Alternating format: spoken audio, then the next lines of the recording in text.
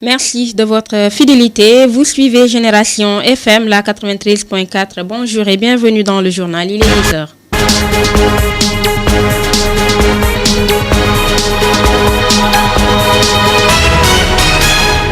Au sommaire de ce journal, le gouvernement décide de saisir l'Assemblée nationale en procédure d'urgence pour l'introduction du parrainage dans le code électoral. Le montant de la caution pour la présidentielle de 2019 est fixé à 30 millions de francs CFA. On en parle dans le journal.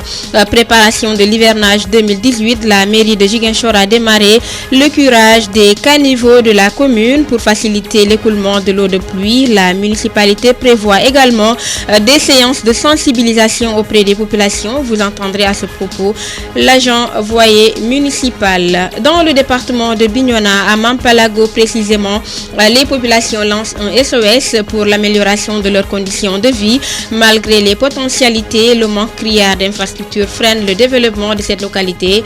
On en parle également dans le journal. Vous suivrez en fin d'édition l'actualité sur l'international ainsi que la page des sports.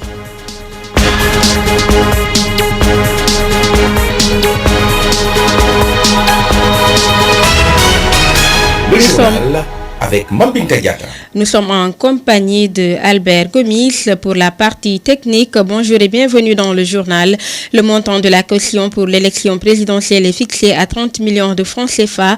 L'introduction du parrainage des candidats ouvrait une perspective de la baisse de la caution. La loi votée le 19 avril dernier impose aux candidats à la prochaine présidentielle un parrainage de 0,8% du corps électoral. Le montant de cette caution est passé de 6 millions de francs CFA en 2000 à 25 millions de francs CFA en 2017, puis 65 millions de francs CFA en 2012. Le gouvernement a décidé, je vous l'annonçais, de saisir l'Assemblée nationale en procédure d'urgence pour l'introduction du parrainage dans le code électoral. Hivernage 2018, tous les caniveaux de la commune de Ziguinchor seront curés, sans exception, contrairement à l'année dernière, pour faciliter l'écoulement de l'eau de pluie, affirme Aliou Djemé, agent voyer municipal.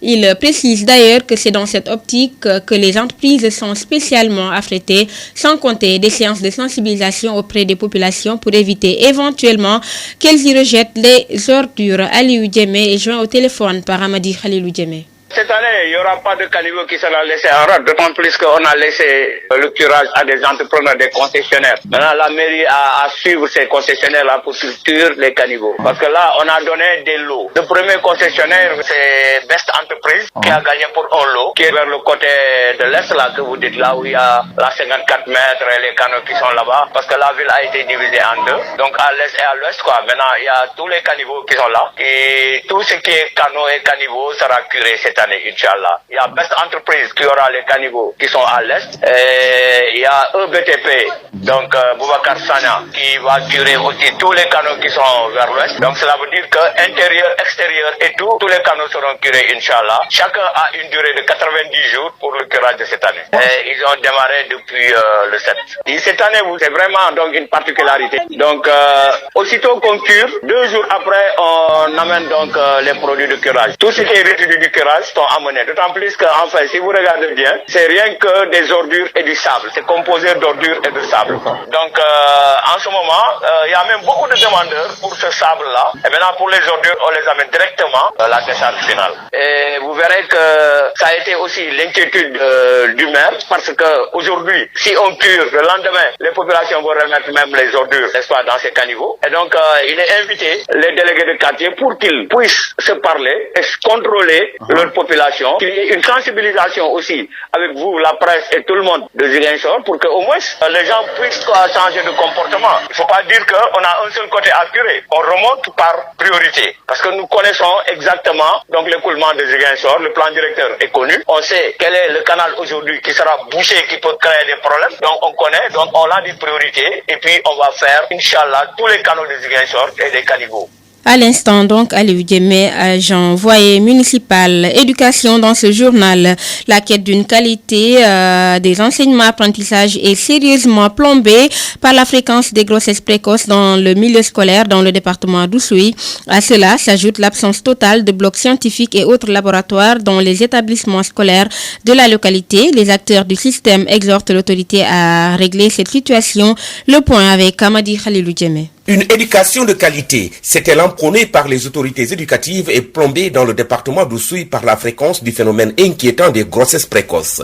La situation est dramatique dans cette localité de la région de Ziguinchor, selon l'inspecteur de l'éducation et de la formation. Elle est alarmante quand même d'un point de vue des grossesses précoces, parce que tous ces temps-ci, même à la journée des femmes, on est encore revenu sur ce thème pour dire que le problème principal ici, c'est les grossesses précoces. Nous n'avons pas de problème de mariage précoce, mais nous avons des problèmes de grossesse précoce.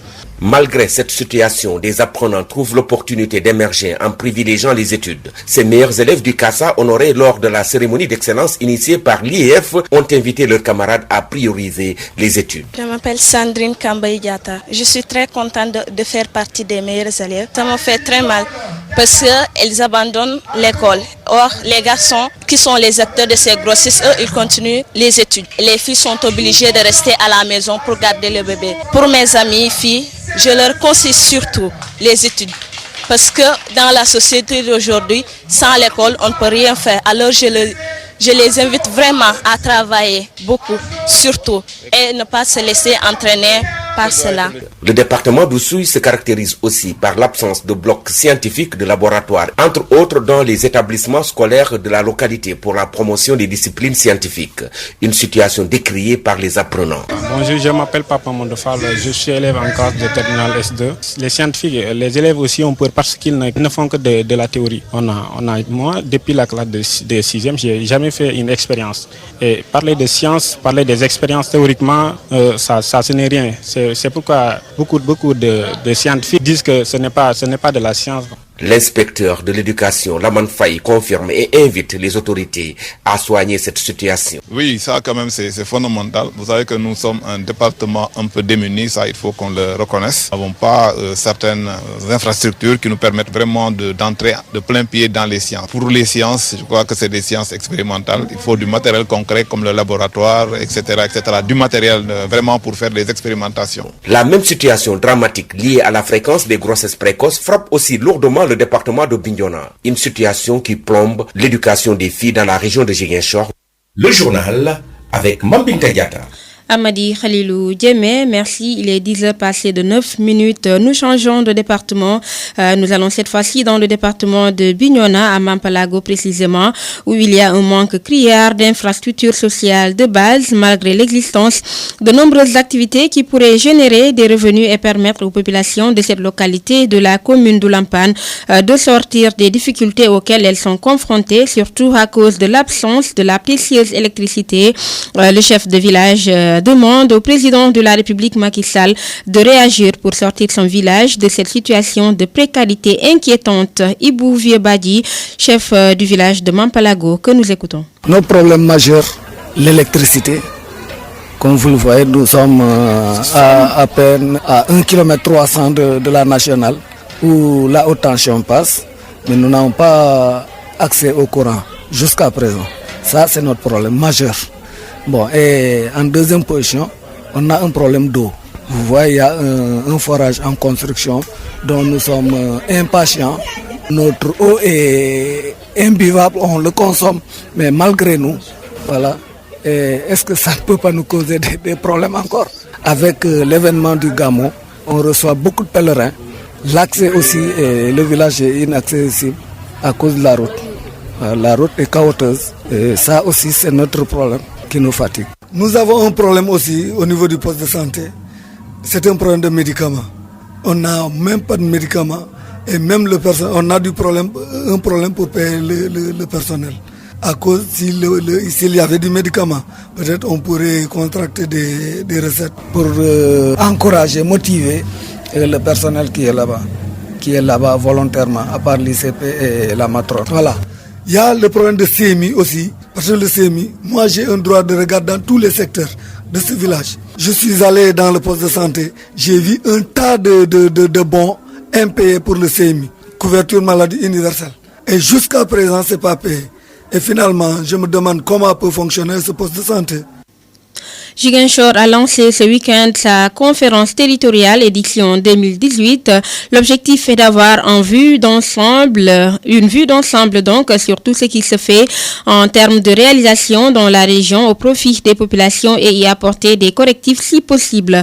La cérémonie officielle de lancement effectuée par l'adjoint au gouverneur de Ziguinchor, Mbaye John, en charge de l'administration, a servi aussi de tremplin pour faire des amendements et des contributions pour sa réussite. Nous l'écoutons. On s'était réunis pour effectivement lancer le processus de la conférence territoriale pour l'édition 2018. Donc l'objet était d'abord de partager toutes les informations dont nous disposons avec l'ensemble des acteurs. Donc apporter également les commentaires nécessaires pour la compréhension de certains, mais également recueillir les avis et les suggestions des uns et des autres pour qu'on puisse en tout cas ensemble mener à bien donc ce travail-là. Voilà, ce à quoi on peut s'attendre, c'est que on a lancé le processus de manière officielle. Dès aujourd'hui, le travail de collecte va commencer à se faire au niveau des communes. Donc les informations qui auront été recueillies au niveau des communes seront remontées au niveau du sous-préfet.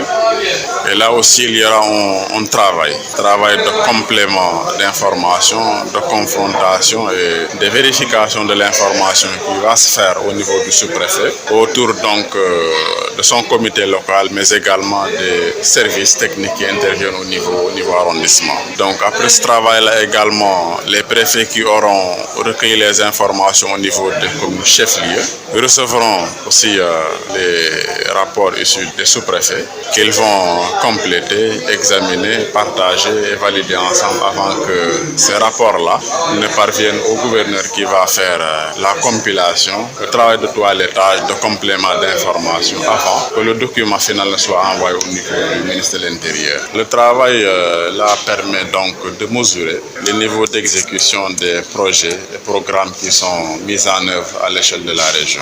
Donc, il sera question de les évaluer tous sans distinction, aussi bien les projets en tout cas initiés par l'État, les collectivités locales, les autres partenaires au développement, même les ONG.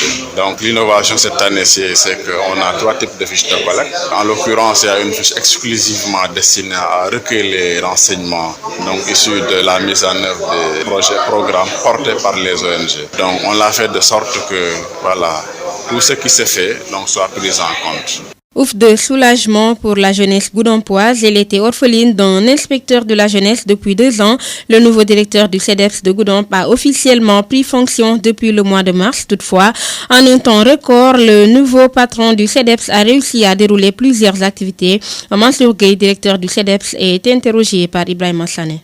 Donc je suis venu à Goudomp pour le mois de mars passé. Juste rappeler qu'avant le service n'avait pas de directeur, sinon peut-être le directeur était malade et qu'il était à Sédhiou.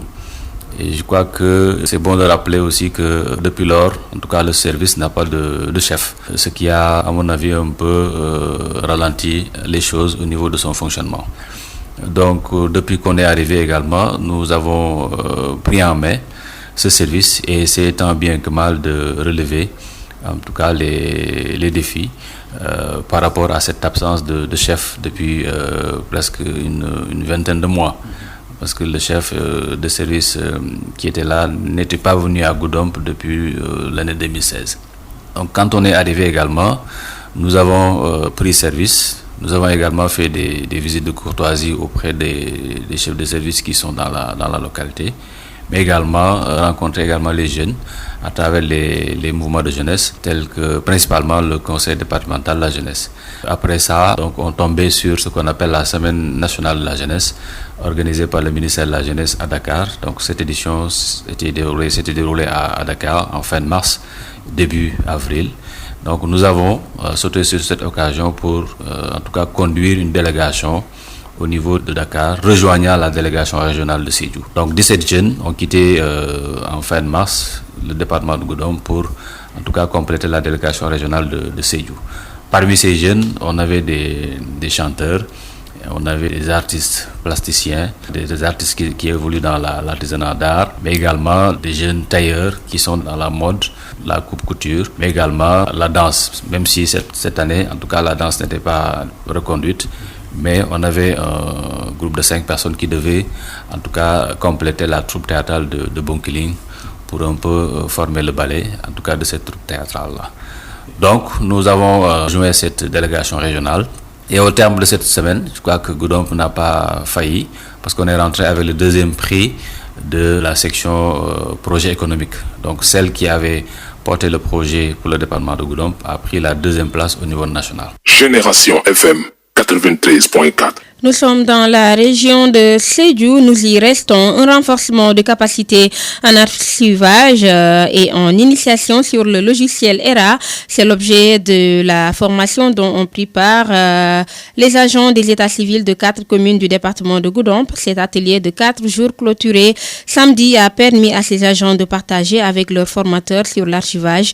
Écoutons à ce propos Aliou Sané, l'expert détaché par le ministère chargé de la gouvernance territoriale et du développement de l'aménagement du territoire pour assurer la formation. Ibrahima Sané lui a tendu son micro, nous l'écoutons.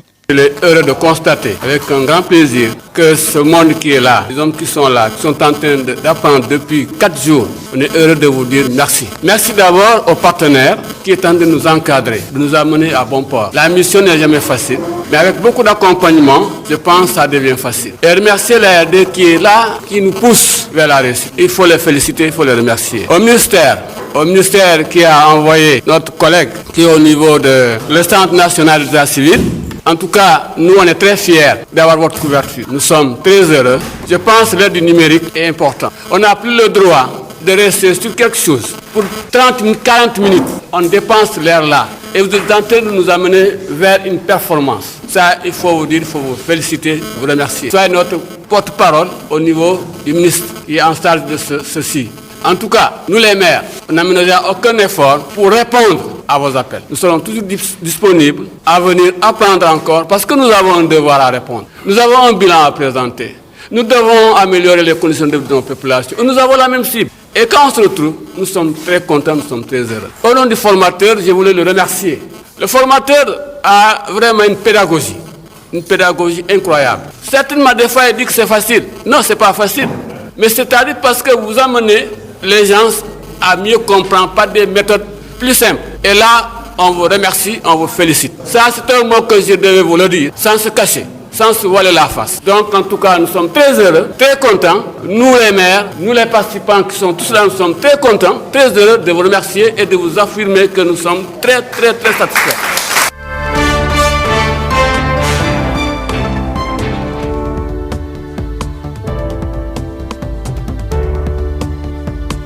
Génération FM 93.4.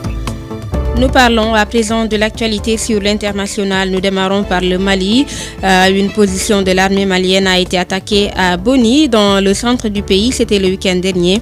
L'accident a causé la mort de 3 soldats et 10 assaillants. Des renforts de l'armée ont été blessés également peu après quand leur véhicule a sauté sur une mine près de la localité de Dala. 3 présumés djihadistes ont été tués en riposte. Des hommes qui étaient en fait de simples bergers assurent aujourd'hui des proches des victimes, ce que dément à ce stade le ministère de la Défense. En République démocratique du Congo, après avoir été acquitté vendredi 8 juin des accusations de crimes de guerre et de crimes contre l'humanité, l'ancien vice-président congolais Jean-Pierre Bemba va-t-il pouvoir bénéficier d'une libération provisoire, voire définitive? C'est tout l'enjeu de l'audience de ce mardi 12 juin devant la Cour pénale internationale. Vendredi donc, la figure de l'opposition n'a pas pu être libérée de façon automatique car Jean-Pierre Bemba a été condamné en octobre 2016 dans une autre affaire reconnue coupable pour des atteintes à l'administration de la justice. Madagascar, le premier ministre en poste depuis la semaine dernière a formé son équipe. Les nouveaux ministres ont été nommés hier lundi vers 19h au palais présidentiel. Il s'agit d'un gouvernement d'union nationale comme l'a ordonné dans une décision fin mai. La Haute Cour constitutionnelle, la plus haute juridiction du pays, une décision qui se voulait être une sanction à l'égard du président de la République, mais ce dernier s'en sert plutôt comme vainqueur. Et nous terminons en Mozambique où les États-Unis s'inquiètent de la situation sécuritaire au nord du pays. L'ambassade américaine à Maputo a lancé un avertissement sur de possibles attaques imminentes dans la province du Cabo Delgado, à la frontière avec la Tanzanie. Depuis octobre dernier, cette région est le théâtre d'une série d'incidents attribués à un groupe de djihadistes connu sous le nom d'Al-Shabaab. Les jeunes en langue, qui signifie les jeunes en langue arabe. Ce groupe est responsable, selon la police, d'au moins 3 attaques meurtrières ces 2 dernières semaines. C'en est tout pour l'international. Génération FM 93.4.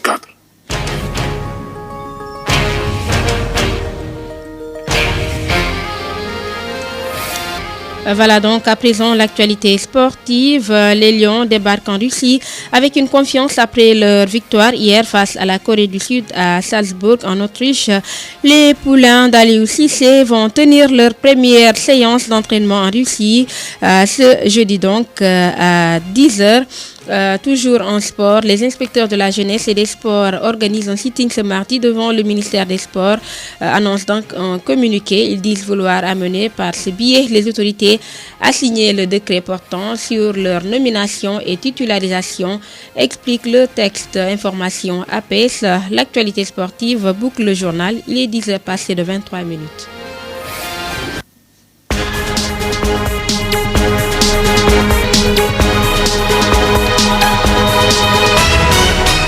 Le rappel des titres développés dans le journal, le gouvernement décide de saisir l'Assemblée nationale en procédure d'urgence pour l'introduction du parrainage dans le code électoral. Le montant de la caution pour la présidentielle de 2019 est fixé à 30 millions de francs CFA. Préparation de l'hivernage 2018, la mairie de Ziguinchor a démarré le curage des caniveaux de la commune pour faciliter le déroulement de l'eau de pluie. La municipalité prévoit également des séances de sensibilisation auprès des populations. Vous avez entendu dans le journal l'agent envoyé municipal Aliou Djemé. Dans le département de Bignona, à Mampalago précisément, les populations lancent un SOS pour l'amélioration de leurs conditions de vie. Malgré les potentialités, le manque criard d'infrastructures freine le développement de cette localité. Nous en avons parlé dans cette édition. Vous avez suivi en fin de journal l'actualité sur l'international ainsi que les infos sport. Merci d'avoir été à l'écoute. Merci à Aïssatou Diata qui était à la réalisation, Albert Gomis à la partie technique. Vous aurez d'autres informations à 17h sur Génération FM, la 93.4. Les programmes se poursuivent.